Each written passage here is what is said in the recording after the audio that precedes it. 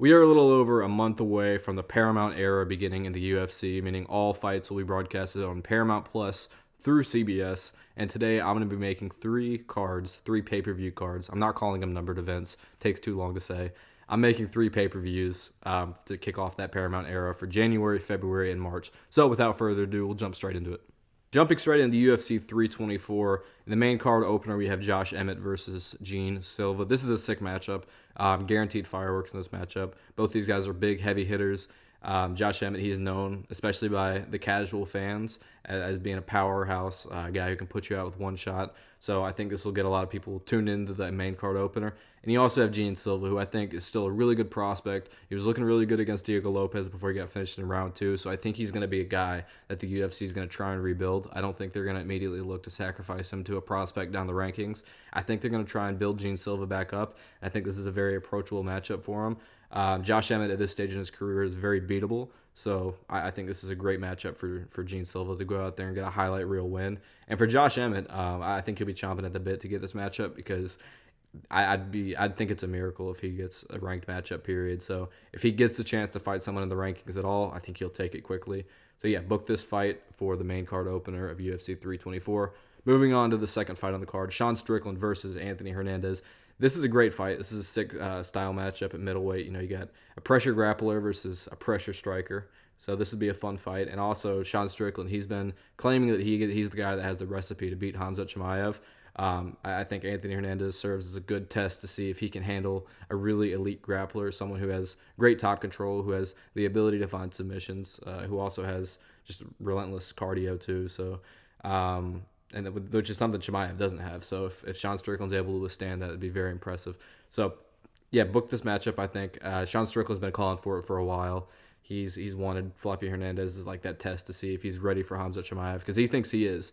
So he's been calling for it. I know Fluffy's game to fight anyone. I assume we haven't heard a lot about his injury that forced him out of the UFC Vancouver main event, but I do assume that he'll be back by January. So book this fight. Winner gets a title eliminator, I'd say, next at middleweight. Sean O'Malley versus Corey Sandhagen as the feature fight. I got this one because both these guys are coming off losses to Merab, and this is a fight that fans have been asking for a really long time in the bantamweight division. It'd be a sick striking matchup. I think Sean O'Malley's going to want a 3-round fight. Him and Tim Welch have both talked about on their podcast how he wants a 3-round fight, not a 5-round fight. I think that just suits his style a little bit better, and I don't know. I guess he doesn't want to push himself that much in 5-round fights. So yeah, book this as the feature fight for this card. It'd be a sick matchup. Both these guys are coming off of losses to Merab, like I said, in both of their title shots. So they're both 2 or 3 wins at least away from getting back to the title. This is a good place to start for both these guys. And for Corey Sandhagen, I do think he's a little bit disadvantaged on the feet in this one. I think O'Malley's more of a sharpshooter. I think he's a little bit better of a striker. He's also a lot more powerful, I believe. But Corey Sandhagen, he's got grappling, so he's a very well-rounded fighter. He could resort to that in this fight, and it could test Sean O'Malley's grappling ability still. We'll move on to the co-main event. Now, I know you're looking at this fight and thinking, how is this not the main event? I'll explain in a second. But Ilia Topuria versus Arman Tsarukyan. This being in January is all a part of my master plan to get Ilia versus Islam Makhachev at the White House in June or July, whenever that card ends up happening. I want this fight happening as quick as possible because we know Ilia is not the most active fighter. Arman, he just came off a quick win over Dan Hooker, got round 2 submission, had pretty much faced no adversity. I don't think he got hurt. He got caught with like one hook, but didn't take much damage at all really in that fight. Dominated Dan Hooker. He's obviously next in line for the title. There's no doubt about that. Paddy and Gaethje can get back in line. They can fight each other maybe. But yeah, this is definitely the fight to make at the lightweight division next. And I want this fight happening in January so you can set up Ilia versus Islam at the White House. And I know that fight is probably going to be a bit lopsided. Ilia is not a 170-pounder. He's barely a 155-pounder. But when you think about that White House card, and Dana said this as well, it's not about America versus the world. It's about making the best fights to put on that stage. And I think Ilia versus Islam is the biggest super fight you can make in the sport right now. So doing this fight in January sets that up where we're on the right timeline. If Ilia, of course, gets the win. If not, then Arman gets the win, and there you go. You move on. But I would pick Ilia in this one, and I think you do this as soon as possible. So if Ilia does take a little bit of damage, he will be able to recover and make that June or July card at the White House. And in the main event, you have this fight rebooked between Tom Aspinall and Cyril Gane. The reason I have this as the main event over Ilia versus Arman is because the UFC usually orders it based on what weight class is heavier. So heavyweight, of course, would be the main event. But who knows? Maybe they would make an exception and put Ilia in the main event because he's a bit of a bigger draw for everyone. But still, this would be whatever order you put this in. This is an insane card. You got two giant title fights. There's a lot more interest in Aspinall versus Gane now because of the adversity that Aspinall went through in the first fight. He was starting to look like he was down in round one. It was a very close round until the eye poke. But yeah, it's a lot more of a competitive fight than people thought it was going into it. So this is my card for UFC 324. We'll go ahead and move on to UFC 325. And this one, I believe, is in Sydney, Australia. That's probably the worst kept secret right now, if it's even a secret at all. It's seeming like this fight is going to be early in February in Sydney, Australia. So, of course, you got to get Quillen Salkeld on there. He has a broken foot right now, but it's going to heal without surgery. He said he'd like to be back in time for the February card because it is in Sydney. This makes all too much sense, and you give him a Chilean, which is a huge minority on the UFC roster. I mean, there's not too many Chileans, and we know what Quillen Salkeld is famous for. So great matchup for him, and of course, just the matchup overall. It's a sick striking battle. Two lengthy strikers, both have really nasty kicks. Both are sharp on the feet. This will obviously be a stand-up fight, and it'll be a really exciting one too. And Ignacio Bahamondes, I think this is an approachable matchup for Salkeld because he's shown that he is not at that top level of lightweight. He just got turned away by Rafael Fiziev. He lost to Ludovic Klein before that, not long before that. It was probably a couple years, but in one of his more recent fights, he lost to Ludovic Klein. So I think this is a very winnable fight for Quillen Salkeld, and it's a sick striking matchup either way. On to the second fight on the card, Umar Nurmagomedov versus Song Yadong. Yeah, I think Umar, he's one win away from a title shot against Merab again, especially after his last fight, seeing him gasping Ferreira after round 3 against Mario Bautista. He's got a lot more to prove before he gets back in the cage with Merab. I know his fight with Merab was close, but Merab is only getting better, and you gotta make sure whoever he's fighting going forward is worthy of that title shot. So Umar Nurmagomedov, one more fight away, and I think Song Yadong's the most fitting opponent. You could give him Figueiredo, but I don't think that proves much. Figueiredo did not look good in his last fight. He's way older. He's coming off that knee injury, obviously, against Corey Sandhagen. So I think you give him someone a little younger, a little bit more explosive. You also have Amin Zahabi in the picture, but again, I don't think that proves much if Umar were to go out there and beat him. Song Yadong's a tough opponent. He's very explosive. He's got good counter grappling. He's got crazy knockout power. So if Umar goes out there and beats him, that's an impressive win. And I know he's going to be looking for a 3-round fight as opposed to a 5-rounder for that fight before he fights Merab again. So, and also considering the proximity both these guys have to Australia, Umar in Dagestan, Song Yadong in China, I think it makes sense travel-wise. You're not having them travel to the other side of the globe for this fight. So that's another reason why I put it on this one. For the feature fight, Izzy versus Caio Borralho. This one makes sense. They're both right next to each other in the rankings. They're both 6 and 7. Anyways, Adesanya versus Borralho. This one makes sense. Borralho's coming off his loss to Imavov. Izzy as well. They're both coming off losses to Imavov. And I want to get Izzy on this Sydney card. You got to get him on any of the Australia and New Zealand cards. He's a big draw. He's one of the most notorious oceanic fighters. So yeah, get him on there against Caio Borralho. This is a fight that's made sense for a long time, but I think with both these guys coming off losses, being right next to each other in the rankings, it makes sense. I think it's also an approachable matchup for Izzy. I don't think Caio's he's not too dynamic on the feet, and his grappling isn't all that imposing, where I think Izzy wouldn't have to worry about it too much. It wouldn't be a situation like when he's fighting Imavov where, he's backed up against the fence and he has to drop his hands low, and that leaves openings for Imavov. I don't think he'd be too worried about Borralho's ground game. So I think this will be a stand-up fight, and I think it's very approachable for Izzy. And, of course, like I said, it's on the Sydney card, so it makes sense. And then the co-main event, Yuri versus Olberg. Now, this can be one of two things. This can either be a 5-round co-main event just to decide who's next in line to fight Alex Pereira for the light heavyweight strap, or it could be an interim title fight because I think there's a decent chance that we see Jones versus Pereira at maybe a catch weight limit somewhere, maybe at heavyweight. I don't know what they would do regarding the weight class. I don't think it'll be for any belts, but I do think there's a good chance that we'll see Pereira versus Jones at the White House in June or July. So if they set up that fight to happen at the White House, I know Dana has said that he's not going to give Jones that fight, but I can, just with how the Gane versus Aspinall situation played out, I could so see him caving and giving Jones the fight that he wants. I have a gut feeling that it happens. And if it does, then you do this for the interim belt. And if Pereira chooses to stay at heavyweight, then you promote the winner to undisputed. If not, then Pereira comes back down and he fights the winner of this fight, who would be the interim champion at the time. And then, yeah, if there's no movement in the light heavyweight division, you could still do this as a number one contenders fight.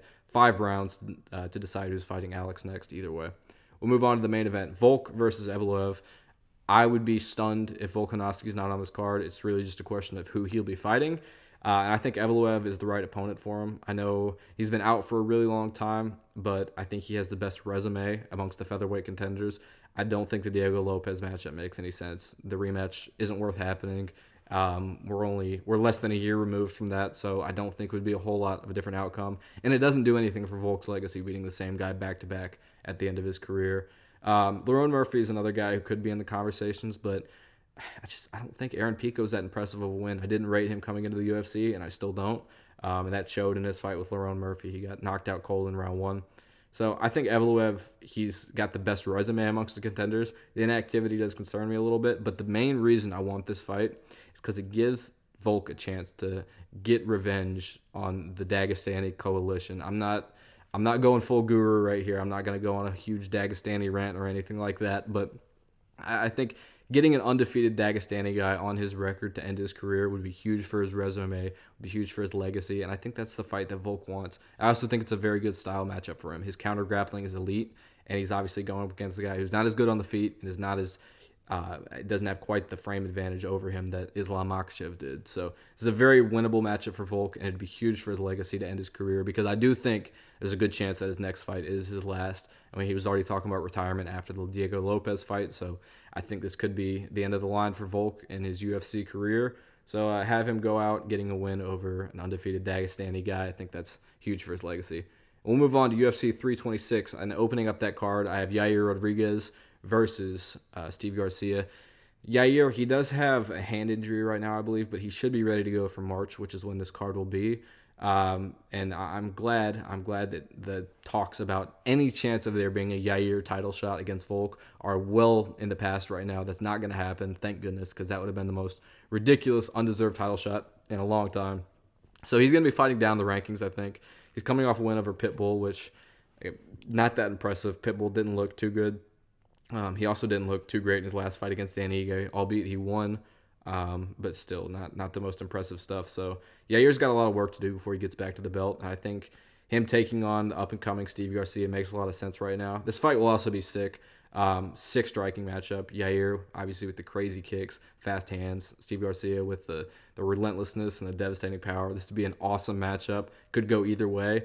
I thought about Arnold Allen for Steve Garcia as well, but he said online that he's going to move up to 155 because he's packed on a little bit of muscle while rehabbing his injury. So I don't think that 145 cut is doable anymore for him. So that leaves pretty much Steve Garcia and maybe Aljo in the Yair Rodriguez and Aljo in the picture for Steve Garcia's next opponent. And I think Aljo is going to be looking up the rankings while Yair probably should be looking down. I don't know what the UFC will do, but I think this is the fight that makes the most sense right now at featherweight, and this fight is fireworks, so book it. In the second fight on the card, I have Khalil Rountree versus Volkan Oezdemir. This will be in March, so I believe Rountree will have plenty of time to recover. That'll be either 5 or 6 months off for him since the knockout loss to Yuri Prochazka. Volkan Oezdemir, he's just coming off a knockout win over Alonzo Menafield this weekend, so it makes a lot of sense. Didn't take any damage. Shouldn't have any problem at all making the turnaround to March. That's plenty of time with virtually not a scratch on his face against Alonzo Menafield. So, yeah, do this fight next, I think. It makes sense with the trajectory both these guys are on in their division. Volkan Oezdemir, he's won 2 of his last 3. His last one's coming off a first-round knockout win. Khalil Rountree is going to be looking to fight down, of course, because he's coming off a knockout loss, but he still looked really good against Yuri in the first couple rounds, so I don't think all hope is lost for Rountree being a top contender in this division. So it's a good fight. Both these guys are really powerful. Oezdemir, he's a little chinny himself, so I think it's this is a winnable fight for Rountree, and yeah, I think this will be a sick fight. And there's not much else to say about it. It'd be really fun. Moving on to the feature fight of this card, I have Dricus du Plessis versus Brendan Allen. This is a grudge match in the making. These guys have talked a lot of shit to each other on Twitter. I'm sure they've crossed paths in real life and have jawed at each other as well. This one makes a lot of sense, I think, because Dricus is going to look to rebound against a grappler after getting controlled and held down for 5 rounds against Khamzat Chimaev. I think Brendan Allen is on the perfect timeline to fight him. He's just coming off a win over Rainer de Ritter. So he'll be looking at a top matchup in this division where he could be possibly getting a title shot next. And Dricus du Plessis presents him that chance. This would be a really exciting fight. Any Dricus fight is super exciting, and Brendan Allen typically has exciting fights himself. This one makes a lot of sense. It's a grudge match. Both these guys are on similar timelines. One's coming off a loss, one's coming off a win, so it makes sense for them to be fighting each other. And yeah, it's the perfect matchup at middleweight. UFC can't fumble that one. That one's an easy matchup to make. Co-main event for the BMF belt, I have Max Holloway versus Charles Oliveira. I worry about this matchup for my boy Charles. I think this is a bad matchup for him, but it's the fight he's calling for. Max Holloway's calling for it as well. This would be a sick fight. Nobody more deserving in the lightweight division to challenge for the BMF belt, even though I think it's a bit of a gimmick belt. I think it's kind of ridiculous because Max Holloway got flatlined, the fight before he defended his BMF belt. I think it's all a little bit of a joke, but they're going to keep running with it. So if you're going to do that, you got to book these two against each other. It's a sick fight. Obviously, the first fight between these two ended very anticlimactically. You can't really take away anything from that fight. Charles Oliveira tore his esophagus or whatever and was stretchered out of the octagon. So, yeah, there's history between these two, but a lot of unfinished business. So I think you got to book this fight for the BMF belt if you're going to have Max Holloway defend that next.